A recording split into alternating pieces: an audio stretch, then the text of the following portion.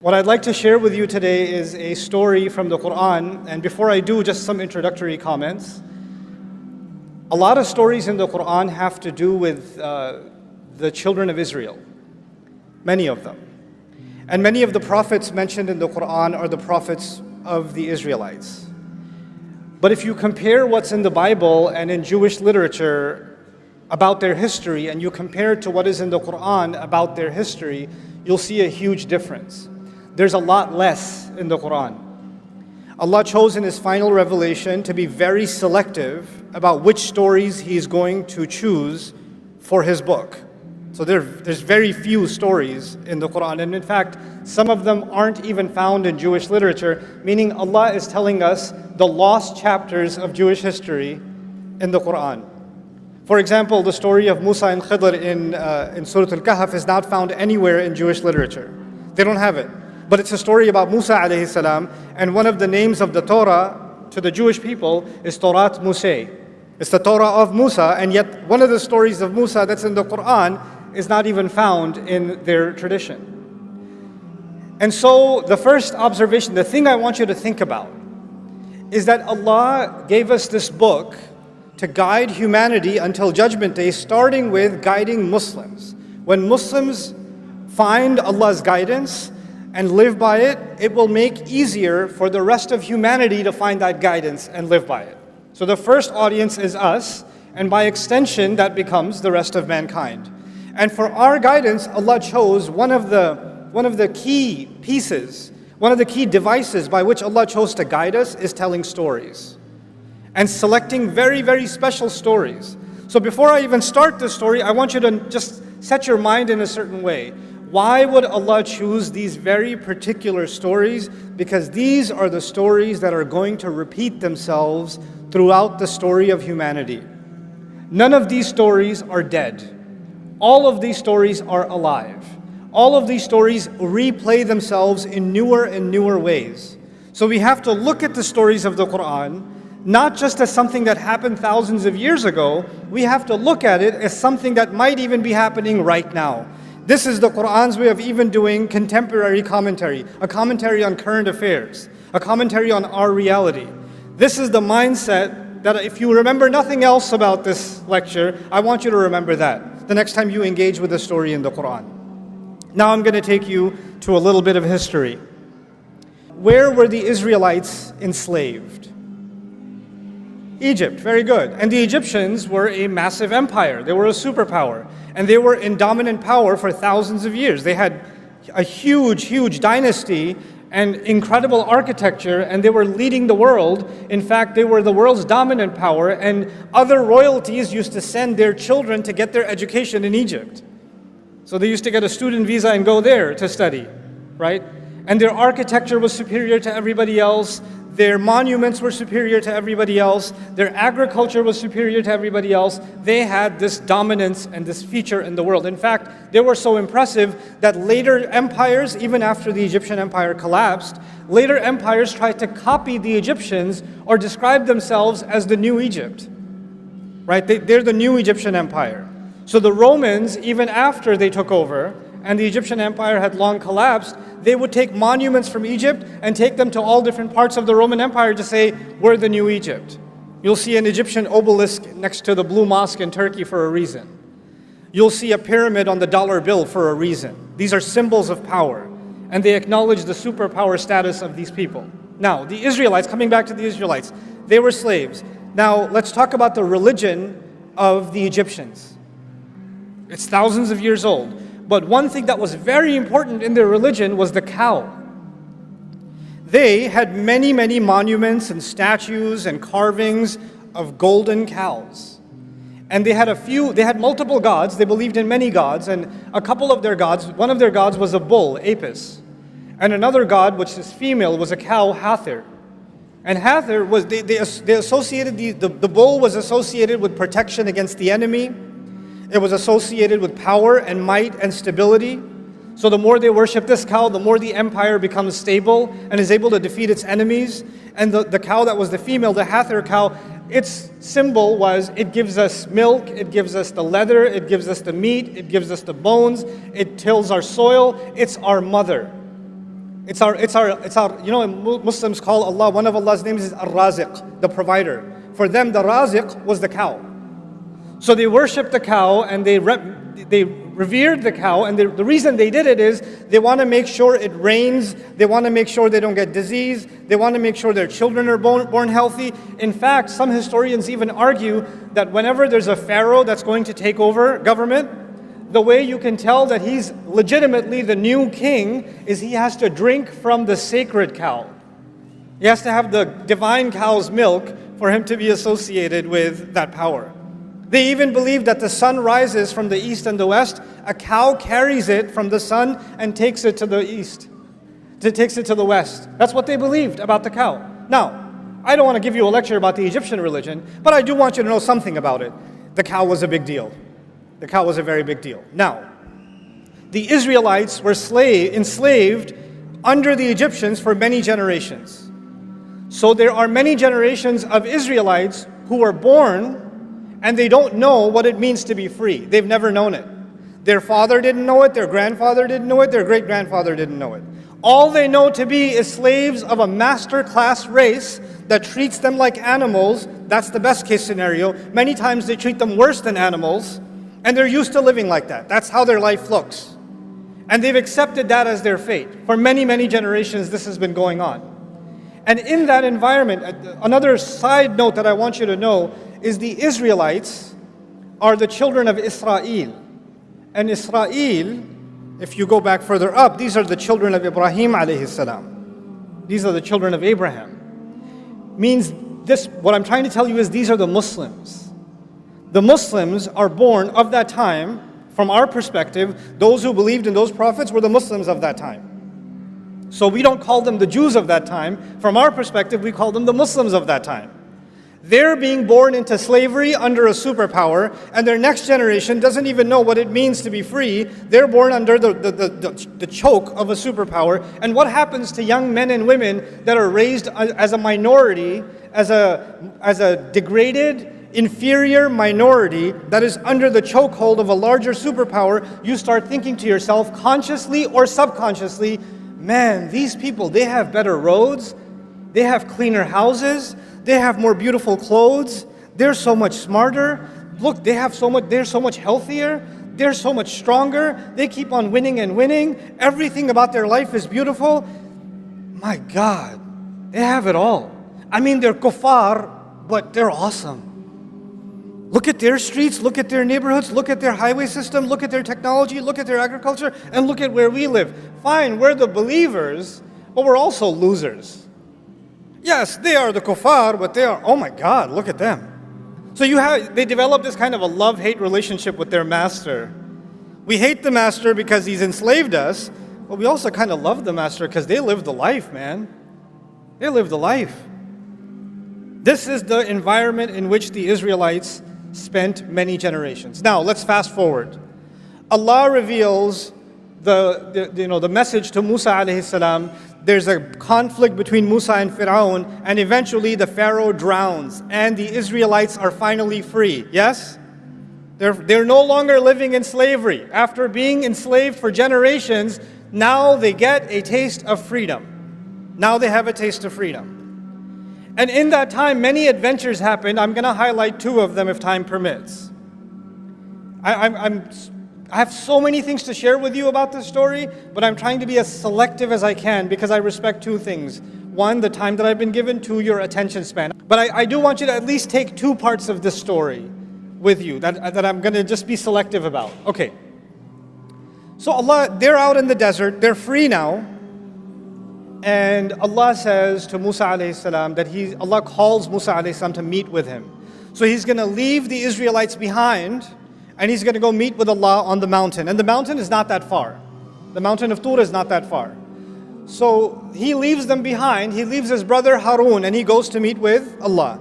But he shows up early. He shows up early. And Allah asks him, مَا أَعْجَلَكَ عَنْ قَوْمِكَ يَا Musa. Musa, why did you show up early? What rushed you away from your people? Why did you show up so early? And of course he says, لِتَرْضَى عَجِلْتُ إِلَيْكَ رَبِّي لِتَرْضَى. I rushed to you, my master, so you could be happy. Obviously, if you're going to please Allah, like we go to the masjid earlier for Jum'ah, it's more rewarding, isn't it? So he rushed to Allah to make him happy. I won't go into that part of the story. The part I want you to focus on with me is what Allah tells him. And what he tells Allah. He says, Hum ula'i ala athari. No, they're just a few steps behind me. They're just a few steps behind me. I want you to remember two meanings of that. When Allah said, why did you rush? He said, there's a few steps behind me.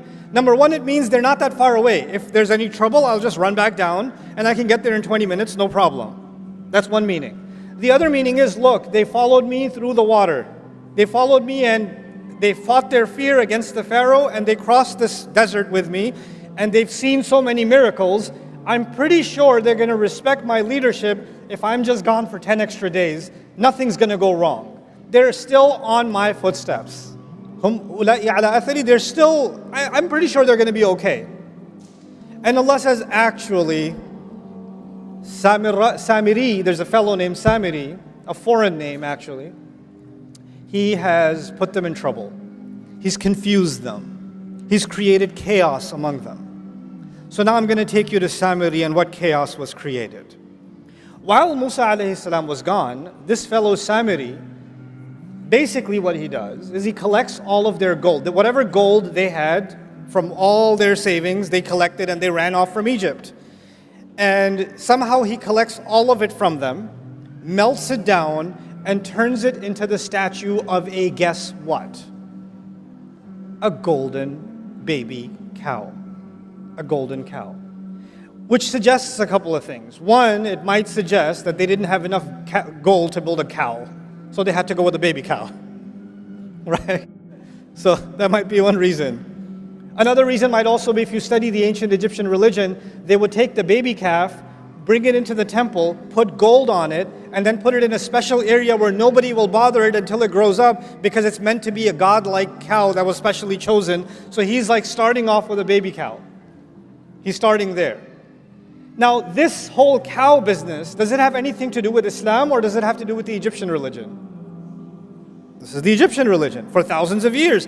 And these Israelites lived as slaves and psychologically occupied for many generations under the Egyptians, yes?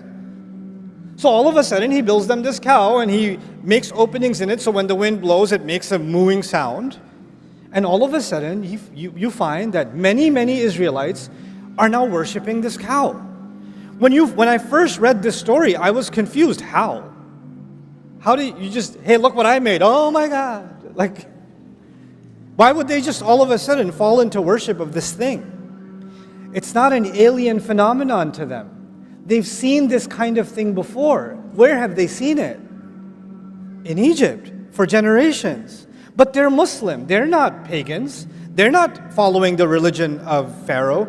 No, they're not following the religion of Pharaoh, but something happens in the conscience of believers and the conscience of minorities when they live under a powerful majority. You start thinking their roads are better, their clothes are better, their homes are better, their armies are better, their wealth is better, their religion and their philosophy and their way of life and everything they think important must also be what? Better. Which is why you can find Christmas trees in homes in Karachi. This is the reason. You start adopting, you say, oh, we hate them, they have all the power, they have all of this. But you know, they are better. They are, and you start taking some of those values and you start mixing them in with your religion. And you say to yourself, well, I mean, if they became a superpower, obviously they were doing something right. And if they keep praying to these cows to protect them and to nourish them, clearly they got protected and they got nourished. So it's not like they're all wrong. Fine, I'm Muslim, but I mean, I don't want to take my chances. It can't be, it's not like I'm leaving Islam. It's just a little bit, it's shirk with a lowercase s. Right? It's not that bad. So they tell themselves that this is okay. Anyway, so as they do this and they accept this cow for worship and all of that, Musa alayhi salam comes back and he's absolutely shocked, right? And the reason I wanted to share this story with you is two parts. One part of it is, why did Samiri do this? What got into him? Like what was his agenda? We need to understand Samiri because he's important enough that Allah named him in the Qur'an. Like that's a big deal. Most people don't get named. He got named. And the other side, I want you to understand what happened to the Israelites. Because again, these stories will live forever. Samiri. Let's start with Samiri. Musa alayhi salam comes back and asks him, after he's done yelling at them, he yells at his brother, he gets angry at his brother. We're not talking about that. We're talking about how did he deal with Samiri. Ma khatbuka ya Samiri? Hey, what's your deal, Samiri? What'd you do this for? Why did you do this? And he has the strangest answer. He said, قَبَضْتُ قَبْضَةً مِّنْ أَثَرِ الرَّسُولِ. He said something that I found very confusing. He said, I grabbed a handful of the footprint of the messenger. If I'm translating literally, I grabbed a handful of the footprint of the messenger. When I read that in the Qur'an, look, I'm an inquisitive person. I don't just say, oh, okay, and I move on. I say, what? Huh? What? Footprint, messenger?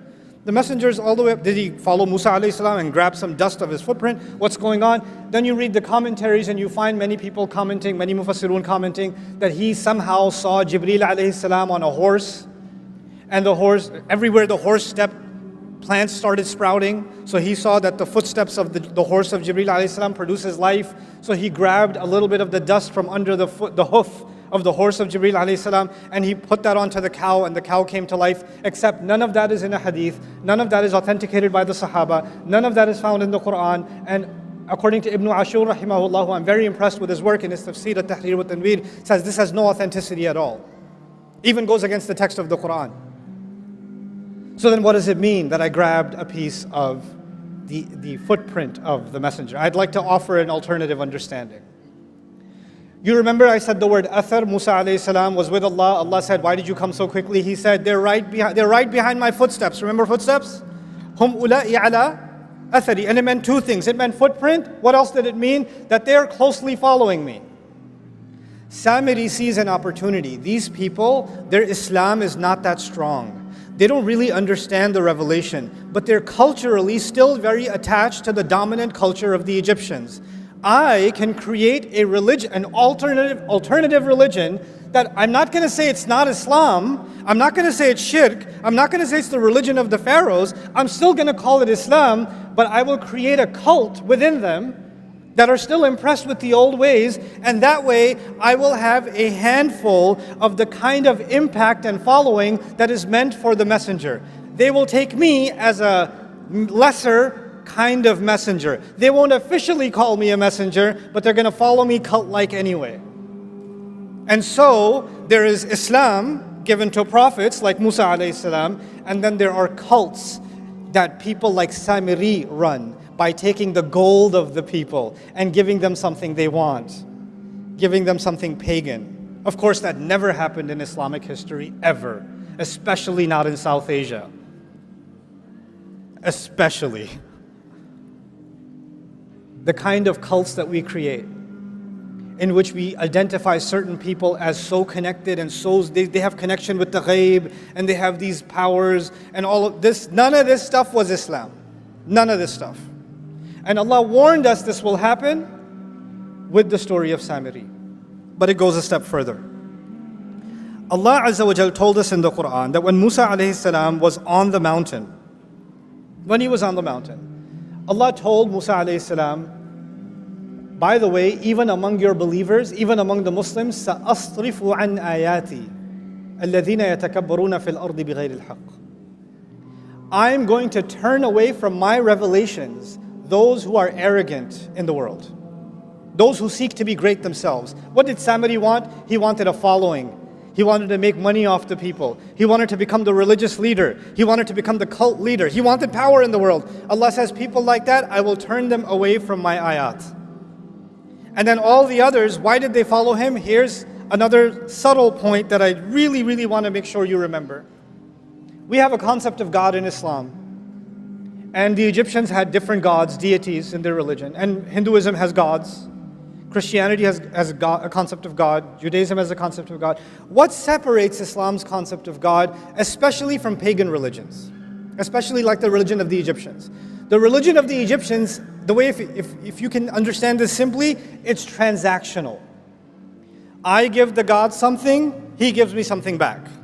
I sacrifice something for that God, He gives me freedom. I make sure I build a golden statue in his name, he protects the country, etc., etc. It's always a transaction. You give, we give and get, give and get, give and get. And so the Israelites are now, their concept of God itself, even though they believe in one God, has now been corrupted into a God that is transactional. So okay, we'll follow this God through the water, end up in the desert, but what kind of God is this? If he's really on our side, he should hook us up like the God of the Egyptians. He should send us rivers and vegetation and all of it. Why is he giving us this one cloud and just manna and salwa? Can you bring some salad over here? Like, fumiha wa adasiha wa bathaliha wa qithaiha wa fumiha wa adasiha. Where are the vegetables? Why isn't this God giving us a better menu option? Why? Because in their mind, their God became entirely transactional. But that's not from Islam, that's from the pagan religion. Of course, Muslims would never fall into such a trap, especially not in 2024. I made so much dua, I even prayed tahajjud, I even decided to pray 5 times, and I still failed my medical boards. Of course, we would never become transactional. I stopped praying because Allah doesn't answer my prayers on my terms. I wanted that job, I didn't get that job, and now I have to drive an Uber until I find another job. That's why I'm just disappointed with Allah, because I did my part, He didn't do His part. This was the pagan religion. This was not the religion of Islam. We started making our religion transactional. And what is the offering of those religions? They offer you the transaction. Make this offering, your child will be protected. Make this offering, it's going to rain. Make this offering, this is going to happen, that's all it is. It's all transactions. So we're done with Samiri. There are going to be Samiris in the world that are going to try to take believers away from the ayat of Allah, to pull them into cults, to keep them away from revelation. Allah described their tactic. Allah says, وَإِنْ يَرَوْا سَبِيلَ الرُّشْدِ لَا يَتَّبِعُونَ سَبِيلًا. If they see the right way, they're not going to follow it. And if they see the deviant way, they'll follow it immediately. Now let's take a step forward. Musa alayhi salam comes back, sees this nonsense, and tells Samiri what he's done, tells him off, and then in front of him, shows him that he's going to destroy that cow. He starts smashing it to bits. Now when he's smashing it to bits, if I'm one of the Israelites watching him do this, and I've been culturally enslaved for many generations, some part of me is like, is it going to thunderbolt right now? Is there going to be an earthquake? Because he's breaking oh my God, I can't watch. And then he's going to take it, break it, and he's going to drown it into what? The river. Interestingly, the same river that who drowned in? Fir'aun has already drowned, yes? It's as if Fir'aun drowned, but the poison Fir'aun put in these people still hadn't drowned. That also needs to drown. That's Samiri, fine. What about the other side? The other side is the people who followed him, the people who believed him. They still, even if the idol is broken on the outside, that doesn't necessarily mean the idol inside has broken. They still possibly believe it. So Allah reveals this interesting test to them that I had my beloved friend Ibrahim recite. Allah commands you to slaughter a cow. He tells the Israelites, you need to slaughter what? All of you are going to slaughter a cow. Now, okay, Samiri will face the curse of the cow that he wrecked. But now all of you better slaughter your cow. What is that going to prove? You no longer have any special connection with the cow. The idol worship that is inside you, hiding somewhere, needs to be broken. The cultural colonization that you're still living under needs to be broken. It needs to be slaughtered. And when they first heard this, they were in shock. By the way, when Samiri asked them to worship a cow, did they do it immediately? Yeah. But when Musa asked them to slaughter a cow, did they do it immediately? No, they said, what are you kidding? أَتَتَّخِذُنَا هُزُوًا? You think we're a joke? Are you taking us for a joke? They got offended. They got shocked. What did Allah tell Musa on the mountain while they were doing this? Allah said to him, if they were to be called to the right way, they won't follow it. And if they see the wrong way, they will follow it. So what is going to happen to these people that get away from the revelation? When they see something crooked, easily followed. When they see the right way, they start asking a lot of questions. It's so complicated. I'm not sure. I have a lot of questions about salah. Where are you supposed to put your hands? I don't know where to put my hands. How far apart should your feet be? It's so hard, it's so difficult. But the Christmas tree is really easy. The wrong thing's super easy, but the right thing, I got a lot of questions. What kind of cow? I'm confused. What kind of cow? And what did Allah do? Allah said, a cow that's never been bothered.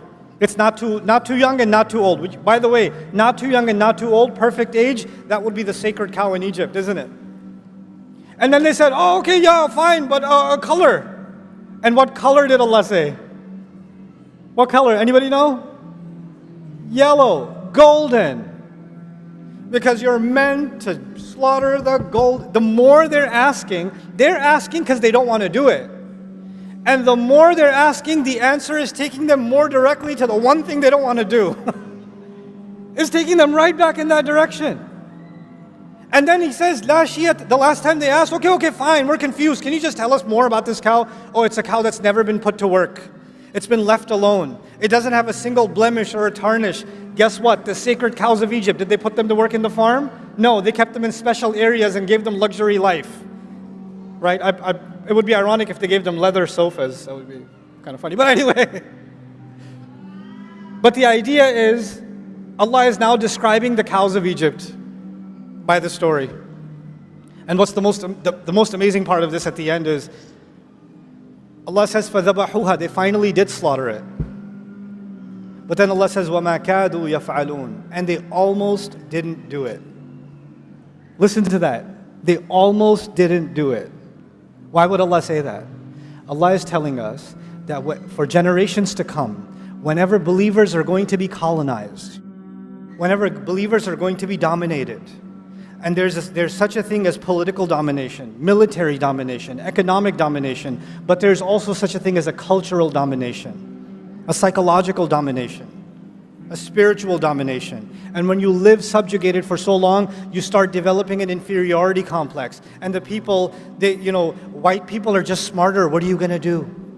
Starts coming inside your head. They're just better. When you're at school, you're being made fun of, you're less and less and less, and something in you says, if I act more like them, I'll be more acceptable. If I dress more like them, I'll be more acceptable. If I look more like them, behave more like them, if I change my name to sound more like their name, they won't ever accept me, but at least I'll feel like I'm closer to the winning team.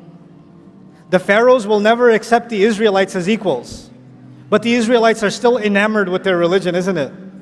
Your inferiority complex can get so strong that you're almost worshiping this culture and you've mixed it in with your religion. You're not willing to say that I've left my religion. No, I have my religion, but really I have a lot of affinity for all of this Firaun cow that lives inside me. So the reason I wanted to bring this to your attention is that there will always be, within the Muslim world, there will always be Samiris.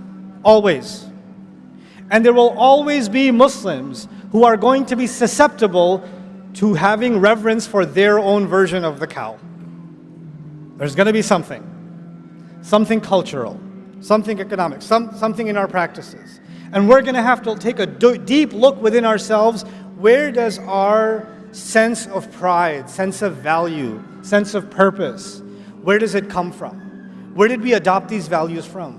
Why are we so committed to being this way or that way? When you have a young child in school and they are trying to copy all of their other friends, and they're yelling and screaming at home because they don't have a device that all their other friends got for their birthday or whatever else, they're having a tantrum.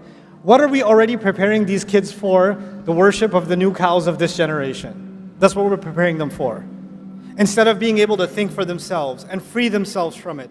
Allah gave us these stories because these problems will never die. And we have to be aware of these problems so we can be mindful of them. This is the last bit of my message that I want to share with you tonight. This story occurs in Surah Al-Baqarah, towards the beginning of Surah Al-Baqarah. And the latter half of Surah Al-Baqarah, Allah told us that He made us a balanced nation. وَكَذَلِكَ جَعَلْنَاكُمْ أُمَّةً وَسَطًا. That's what He told us. Why is Allah talking about the Israelites first? You know what an orientation is? Here's the people that came before you that had your job. Here's why they got fired. You're up next. Don't make their mistakes.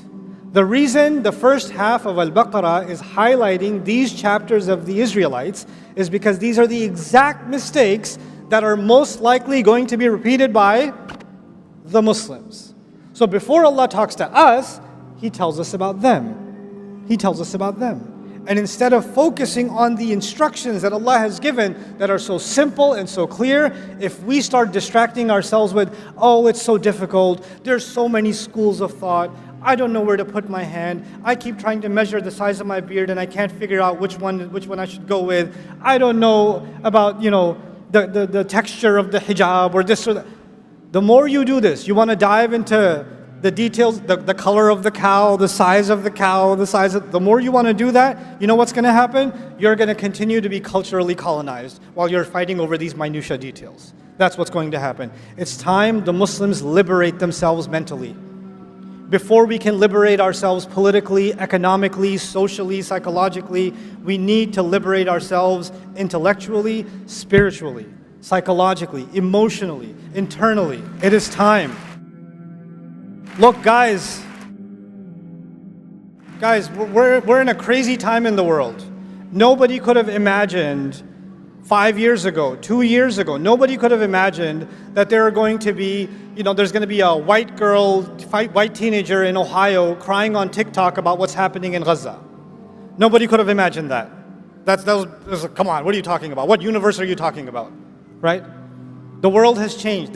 What's remarkable about the world today? There's a new level of awareness, and that will never go back. There's a new level of awareness of political injustice. But you know what?